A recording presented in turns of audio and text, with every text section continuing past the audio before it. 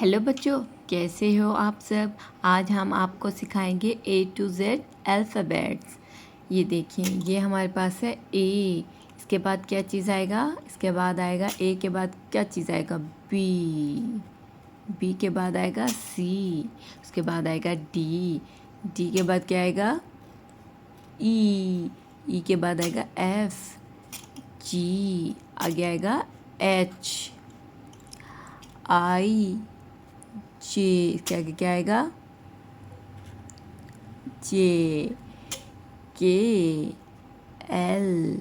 उसके आगे क्या आएगा? एम। उसके आगे आएगा एन। उसके आगे आएगा ओ। उसके आगे आएगा पी। उसके आगे आएगा क्यू। उसके आगे क्या आएगा? आर। एस। उसके आगे क्या आएगा? एस। टी। उसके आगे आएगा यू। उसके आगे आएगा वी। उसके आगे क्या आएगा? डब्ल्यू। एक्स। आगे वाई। उसके आगे क्या आएगा? जेड। जी। ये हमारा आज का सबक जो है कंप्लीट हुआ। अगर आप लोगों को पसंद आया हो तो हमारे चैनल को ज़रूर लाइक कीजिएगा।